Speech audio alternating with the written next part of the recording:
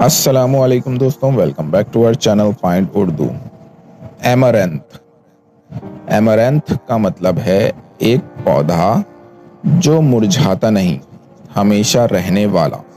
एमरैंथ एक पौधा होता है, इमॉर्टल फ्लावर भी कहते हैं, क्योंकि ये जल्दी मुरझाता नहीं। इसका मतलब मेटाफोर में भी होता है कि कोई चीज़ जो हमेशा रहती हो। The amaranth flower symbolizes immortality. एमरैंथ का फूल हमेशगी की निशानी होता है। तो दोस्तों, एमरैंथ मतलब है फूल या चीज़ जो मुरझाती नहीं। उम्मीद है अब आपको एमरैंथ का मतलब समझ में आ गया होगा। मिलते हैं नेक्स्ट वीडियो में। शुक्रिया।